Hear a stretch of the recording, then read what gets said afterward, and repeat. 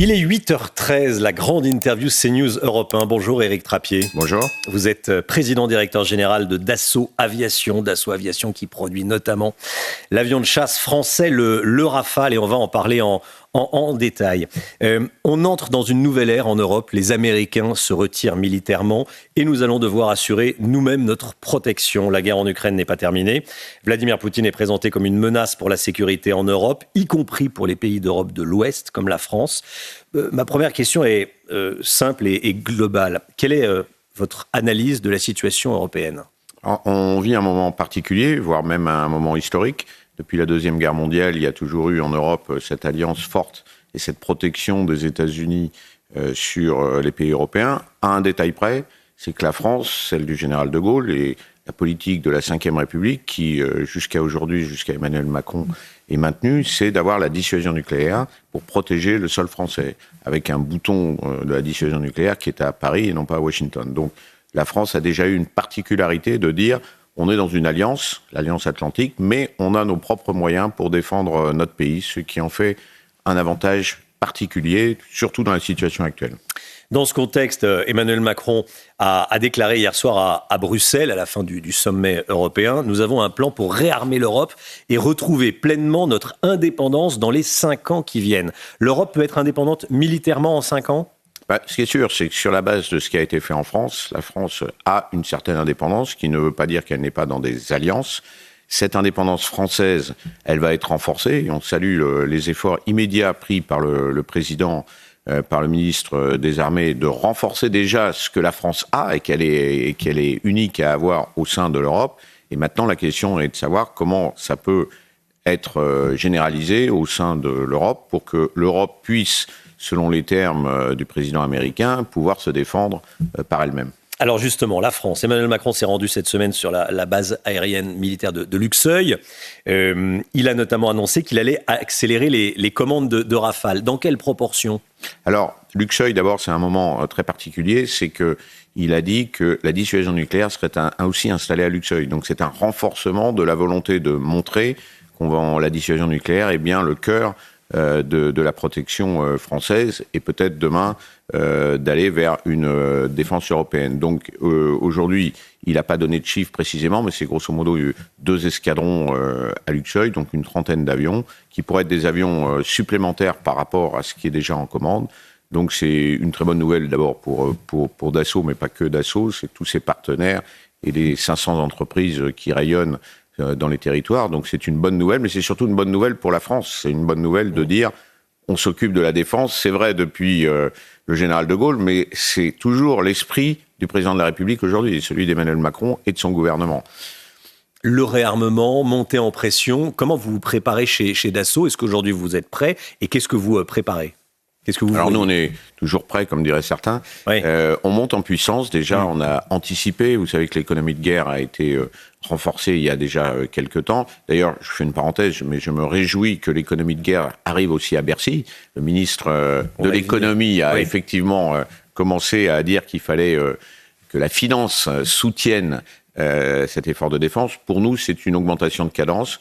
Nous étions à moins de cadence 1, c'est-à-dire un avion livré par mois en 2020, nous avons livré 21 avions en 2024 et nous sommes déjà à cadence 3 dans nos usines amont, puisque avant d'arriver à Mérignac, on assemble nos avions, nous avons monté les cadences chez nos fournisseurs et nous-mêmes dans nos usines.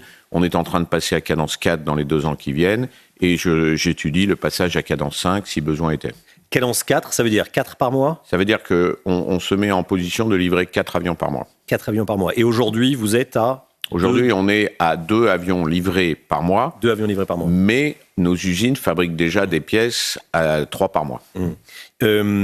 Il va falloir créer une nouvelle usine ou Mérignac Non, c'est Mérignac qui reste le lieu. Ouais.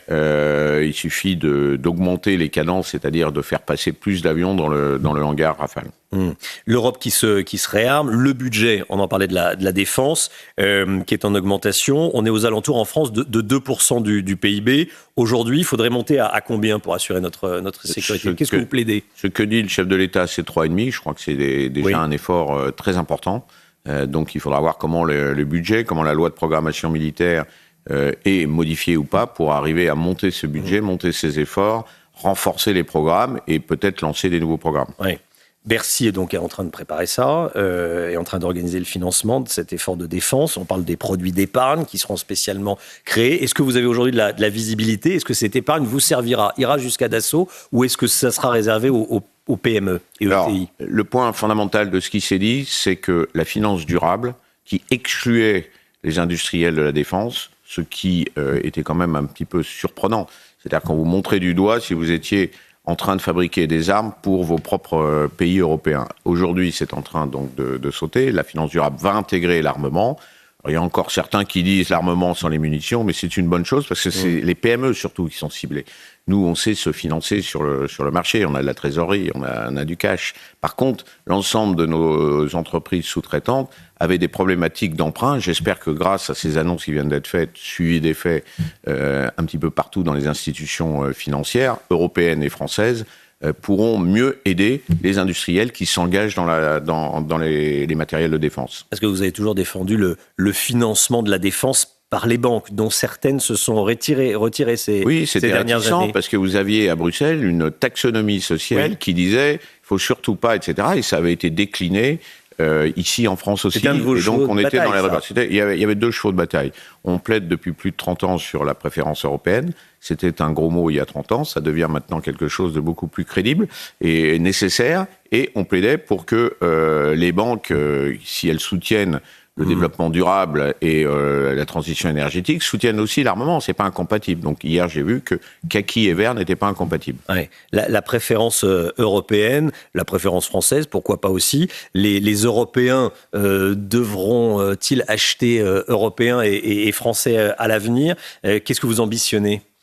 Moi, je pense que si les Européens achetaient européen, ça donnerait un boost terrible à l'industrie européenne. Or, rappelez-vous, le rapport Draghi dit l'industrie européenne est en train de s'effondrer, il faut faire quelque chose. Déjà, dans la défense, on pourrait faire en sorte qu'au lieu de fabriquer ailleurs, on fabrique ici en Europe. Donc, on s'y prépare tous. C'est pas simplement les avions, c'est les bateaux, c'est les chars, c'est les munitions. Il ne faut pas exclure les munitions, c'est de ça dont manquait l'Ukraine et c'est de ça que nous aussi on manque. Donc il faut renforcer la production de munitions et faire en sorte qu'on le fasse sur le territoire européen. Il y a un grand pays européen qui s'approvisionne chez les Américains en F-35, c'est la Pologne. Il y a plein de pays en Europe qui s'approvisionnent de F-35. Il y a la Pologne, il y a l'Allemagne, il y a le Danemark, il y a les Pays-Bas. Je ne peux pas les citer tous tellement il y en a. Qu'est-ce que vous leur dites? Je leur dis... notre produit est meilleur? Oui, je leur dis notre produit est meilleur et surtout, il est un gage de cette autonomie européenne que souhaitent un certain nombre de pays et dont d'ailleurs le président américain nous dit prenez votre défense en main. On prend sa défense en main et on développe son industrie de défense. Encore une fois, la France a eu un rôle unique. C'est notre chance, c'est un modèle. La France est un modèle pour la défense française, bien sûr, mais aussi peut être un modèle pour d'autres en Europe. Donc c'est sur ce noyau-là qu'il faut s'appuyer pour préparer le futur. Ça ne va pas se faire en 3 jours. Donc c'est tout un processus qu'il faut mettre en branle. Si la Commission européenne veut aider, je pense que c'est bien, mais c'est surtout aux États à se mobiliser. Dassault Aviation, ce que vous nous dites, est un élément de la souveraineté française et pourrait devenir un élément de la souveraineté européenne. Oui. Pourquoi pas ? Nous, notre première mission, c'est de servir les armées françaises, c'est notre rôle. On sert aussi d'autres armées européennes, comme la Grèce, la Croatie, et on sert aussi beaucoup de pays en dehors d'Europe, ce qui permet quand même, en ces temps de difficultés, de dettes, etc., de ramener de l'argent non français en France. On paye des impôts, et c'est beaucoup de milliards depuis 10 ans, qu'on rapporte au budget français grâce à l'exportation qui est nécessaire au modèle de défense français. Si les Européens veulent contribuer aussi, parfait, on sera plus que content. Qu'est-ce qui a déclenché ces ventes à l'étranger ? Pendant longtemps, Dassault a eu des difficultés et puis maintenant, vous en vendez en Inde, aux Émirats, vous exportez beaucoup. Moi, je pense qu'il y a un concours de circonstances, mais il y a quand même toute l'histoire des Mirages, où on vendait un petit peu partout, sur un modèle qui était simple. La souveraineté française se vendait à l'exportation vers des pays qui se voulaient, entre guillemets, non alignés. Prenez notre premier client à l'exportation, qui est l'Inde. L'Inde ne voulait pas forcément acheter américain. Et ceci s'est transposé au fur et à mesure des années, des générations d'avions.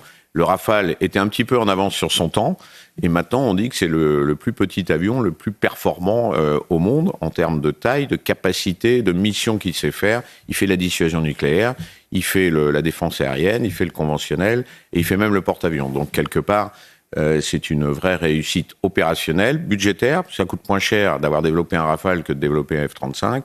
Et donc c'est une réussite aussi commerciale maintenant grâce à ses ventes à l'étranger. Ouais.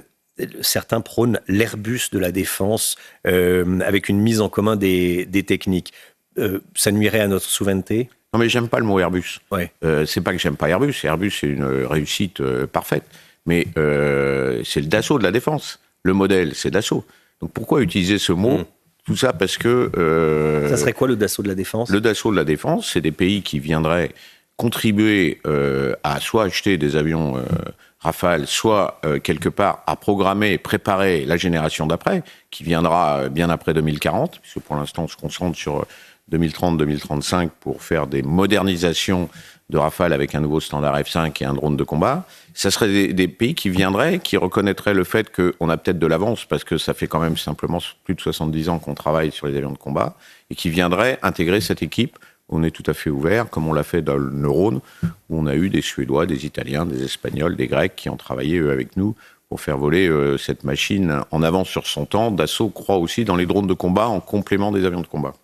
Éric Trappier, PDG de Dassault Aviation, invité ce matin de la grande interview CNews Europe 1. On va parler un peu technique, là, s'il vous plaît. Le Rafale F5, 5e génération du Rafale, il volera à partir de quand ?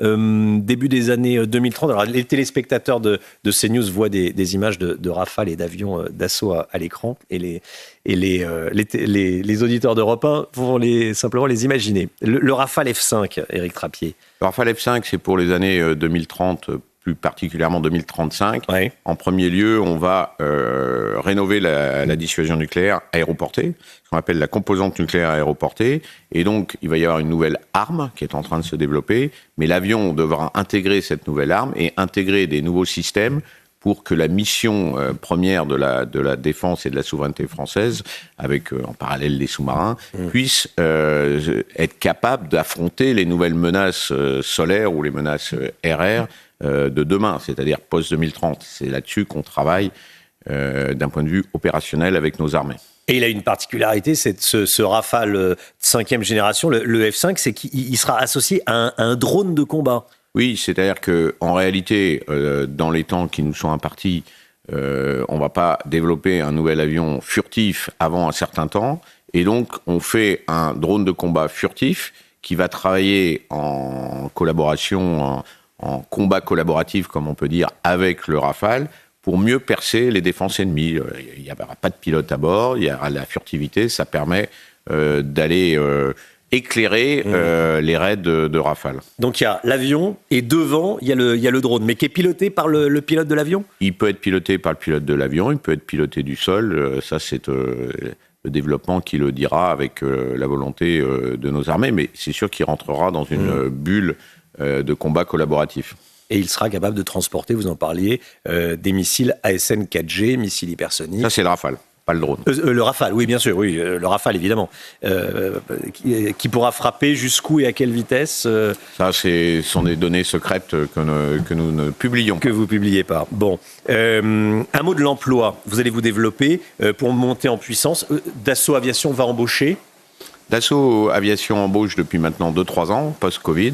On a embauché 5000 personnes en 3 ans. C'est énorme, parce qu'on est une société qui fait 12-13 000 personnes, donc c'est quasiment plus du tiers des effectifs qui ont été renouvelés, ce qui est un challenge, parce que non seulement il faut les trouver, on les trouve, parce que rentrer chez Dassault, c'est quand même une société prestigieuse. On trouve des volontaires qui veulent contribuer justement à la défense de leur pays et qui viennent chez Dassault. On trouve des fanats d'aviation et qui ont la passion de l'aéronautique, donc ils viennent. Après, il faut les former. Ouais. C'est un beau challenge, parce que comme on a beaucoup de monde qui part, beaucoup de monde qui arrive, il faut les former à 2 choses, au métier.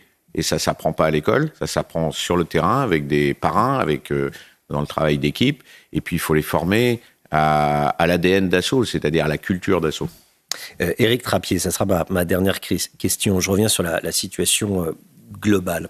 Est-ce qu'à terme, si le retrait américain se concrétise, tout cela ne sera pas finalement bénéfique à la France? Est-ce que ça ne va pas finalement nous permettre de jouer un plus grand rôle au final? Et peut-être à Dassault de se... Si, je crois fondamentalement à ce rôle français, puisque ce modèle dont on hérite, qui a été bâti par le général de Gaulle, et je le dis, repris par tous les présidents de la Ve République, d'avoir cette particularité de dire on peut travailler avec des alliances avec nos amis américains, mais on peut aussi avoir une capacité de défendre seul le pays. Si ça peut faire école en Europe, on en sera plus que content, et que cette compétence de Dassault Aviation qui existe depuis les années 50 puisse se développer aussi, on en sera aussi plus que fiers et honorés. Éric Trappier, PDG de Dassault Aviation, était l'invité ce matin de la grande interview CNews Europe 1. Merci beaucoup d'être venu ce matin sur le plateau de la matinale de CNews et sur Europe 1. Bonne journée, à bientôt.